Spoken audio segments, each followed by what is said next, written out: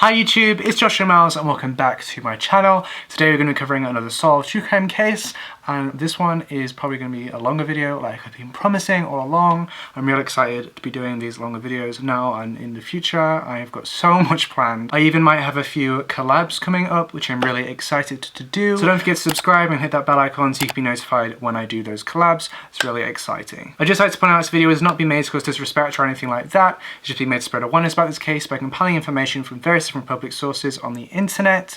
Now, with all that being said, let's delve right into this case. David Anthony McGreevy was born in 1951 in the English town of Southport. He is the second eldest of what would eventually be 6 children to Bella and Thomas McGreevy. Now, the McGreevy's family were a forces family, and this meant the family were relocated quite often depending on where Thomas McGreevy, David's father, would be stationed. Thomas McGreevy was a sergeant in the Royal Signals. The constant moving, as you can imagine, was very, very tough on all the children. They had to uproot their lives all of a sudden, make new friends, and go to new schools. David's mother, Bella, claimed that David had been at his happiest when they lived in Germany. When David was 15 in 1967, he left school to fulfill his lifelong dreams of joining the Royal Navy. It was, however, when he was in the Royal Navy that the first problems would arise. David would drink very, very heavily, and when he was drunk, he was known to have had a very, very quick temper, and a very, very violent temper that could flare out without warning or provocation. His first naval posting was on the HMS Eagle in Portsmouth. David's colleagues were struck by his arrogance and cockiness, and as a result of this behaviour, he was often the subject of disciplinary measures. Most notably was in the 1960s, when he was stationed on the RNAS Broughty in Pembrokeshire. When he was stationed in Pembrokeshire, he was actually sentenced to 90 days detention due to negligence. This was all because of him showing up to his watch duty drunk and agitated.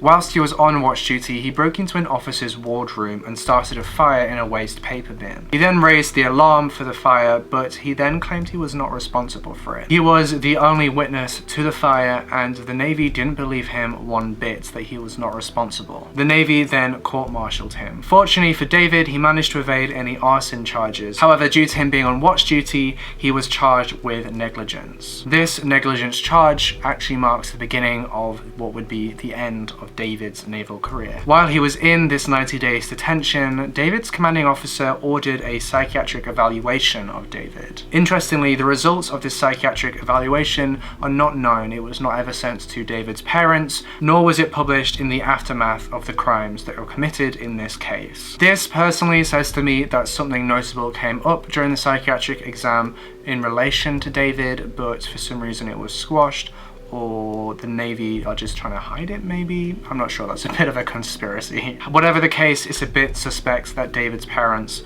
haven't seen the results of the psychiatric evaluation. In January of 1971, David actually began writing to a young woman called Mary. Now, Mary was actually the sister of one of his colleagues in the Navy, and by April of that same year, David had actually proposed to Mary, and he proposed to her just 1 week after meeting her in person for the first time. Mary had many debilitating health problems, and David's parents didn't like her one bit. However, this would not stop David. Due to his arrogance, he decided not to listen to any of his friends and family and just to throw himself into the relationship. In August of 1971, David was finally discharged from the Navy on account of all of his bad behavioural problems. This had a devastating effect on David, and with nowhere else to go, he returned to his parents' house in Worcester. He then began a vicious cycle of drifting from one short-term job to another short-term job. At all of these jobs, he was eventually fired for his arrogance, his attitude, and his misuse of alcohol. With all these constant failures in his career, David decided to throw himself more and more and more into his relationship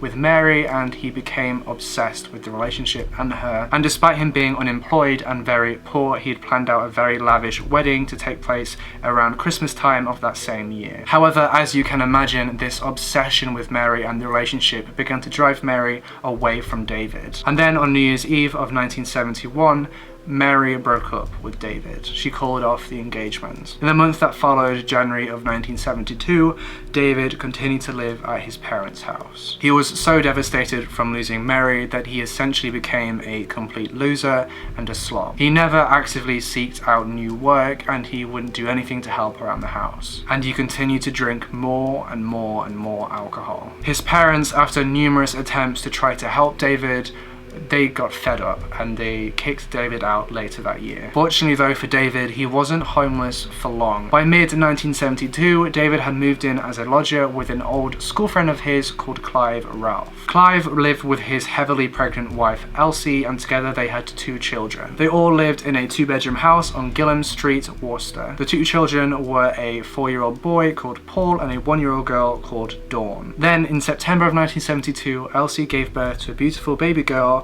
that they called Samantha. Now David paid Ralph £6 a week in rent, and he shared his room with the 4-year-old boy Paul. Unlike how he lived at his parents' house, David now actually paid his dues. He helped out regularly around the house and helped out with looking after the children. Clive was a long-distance lorry driver, so often spent days, sometimes weeks, away from home. To the Ralph family, David had become a very important and trustworthy member of the family. Things were finally starting to look up for David, and despite his alcohol problems that still persisted, he had managed to keep a job at a local factory. In March of 1973, Elsie began work as a barmaid at the Punch Bowl Tavern, which was a few miles away from the family home. The couple were putting aside their extra money for the children's futures. Due to Elsie working at the bar and Clive working away a lot more so they could get more money, David ended up spending a lot more time looking after the children. The neighbours described David as being someone who loved the children so much, and he was always seen playing with them and assumed a father figure role for them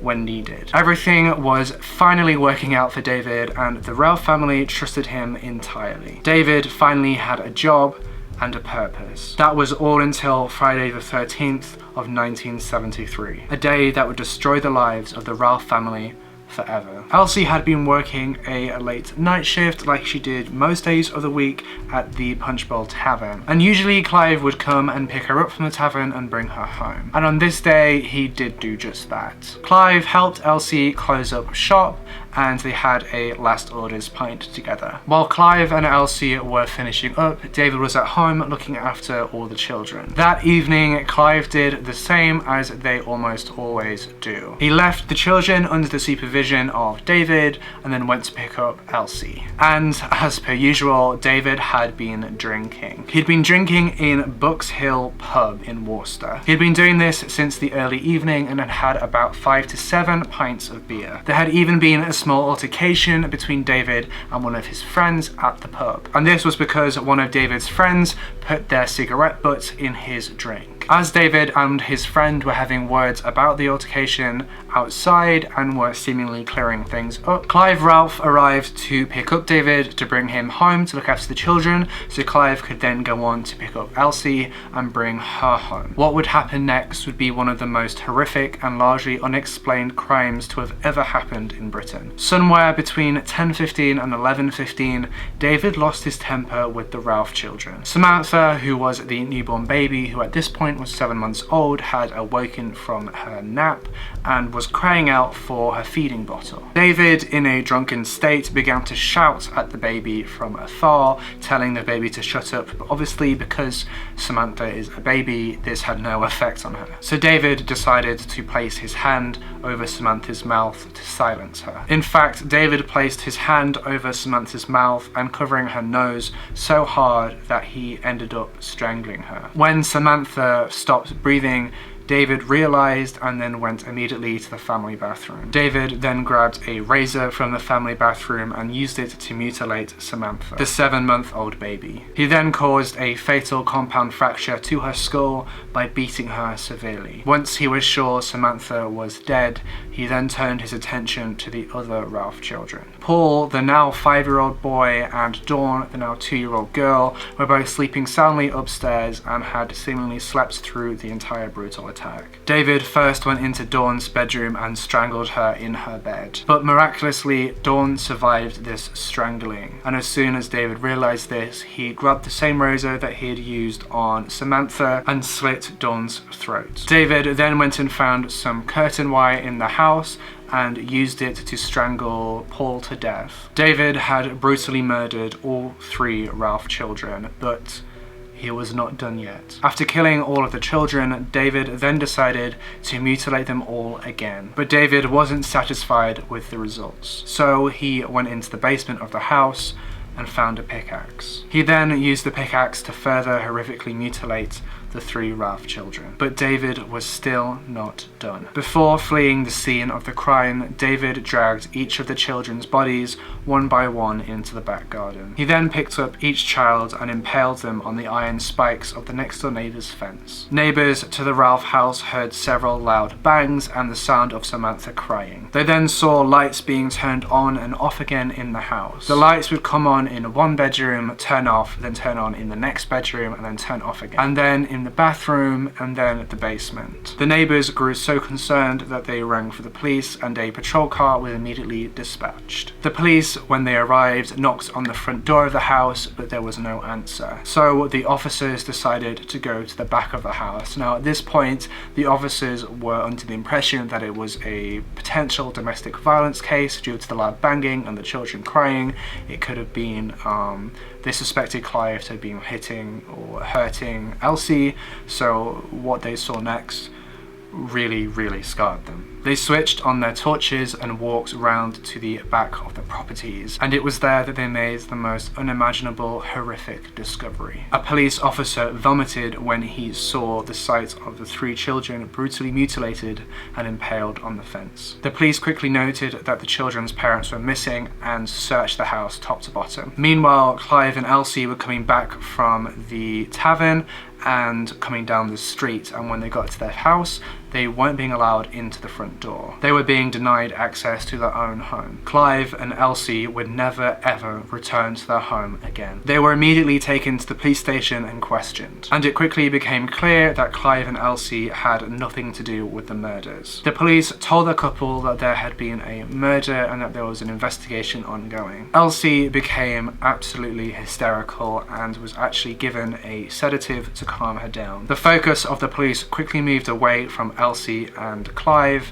and moved on to the only other person that lived in the house, David McGreevy. David was quickly picked up just a few hours later on a nearby road to the crime scene. When he was arrested, he was asking the police what was going on and categorically denied having any knowledge of the murders taking place. Several hours later, during questioning, the normally arrogant and cocky young man finally broke down and admitted to killing the 3 children. To this day, a motive for the senseless killings has not been found. Besides David being unable to quieten down Samantha, even though he made very little attempt to stop her from crying. It would have been as easy as giving the feed bottle to Samantha, something that he would have done hundreds and hundreds of times whilst looking after the children. There was no motive at all for killing the 2 other children. Like I said earlier, everyone who knew David claims that he had a massive love for children, and there was nothing in his past to suggest otherwise. When David was asked at a later date about his motives for committing the crime, he simply said,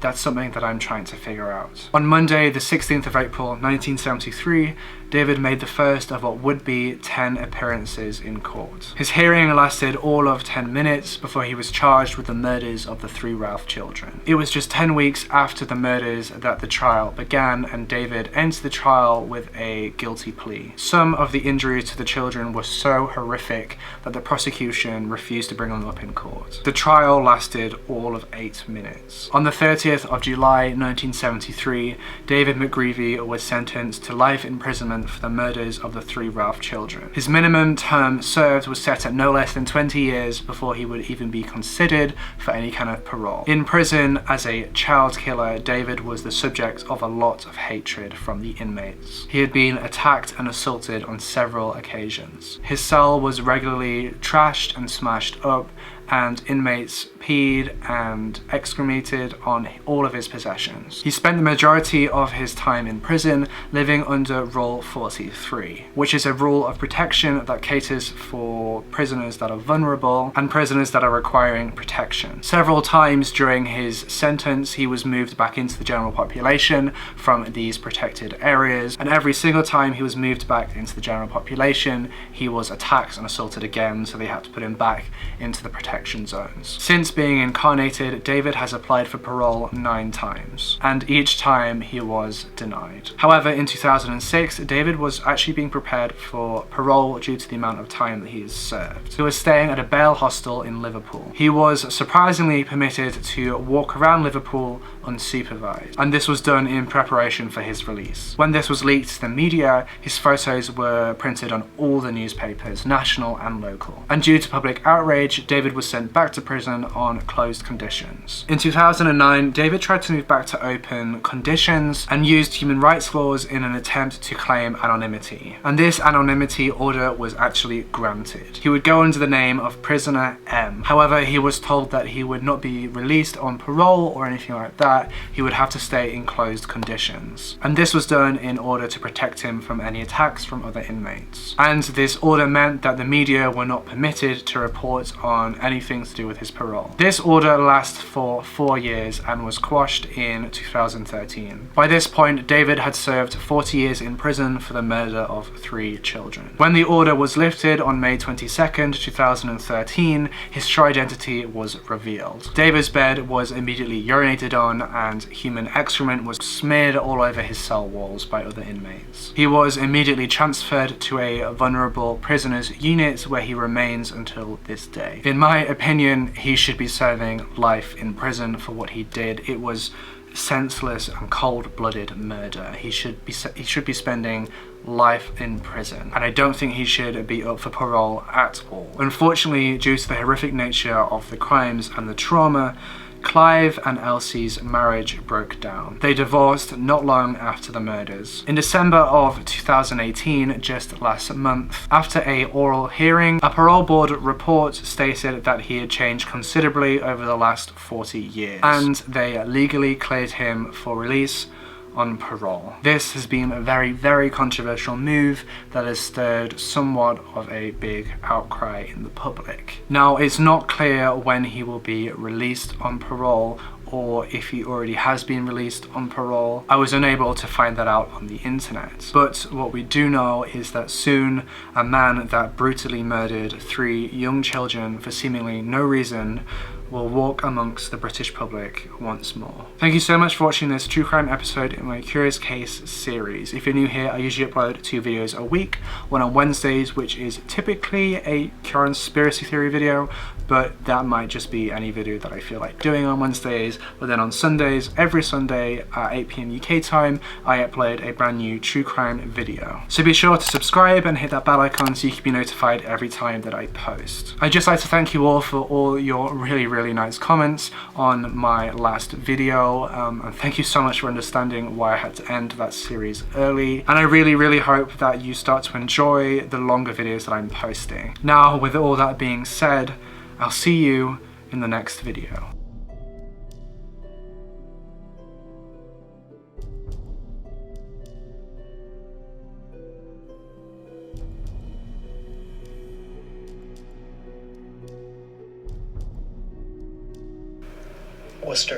Worcester. His minimum, I can't say that word, minimum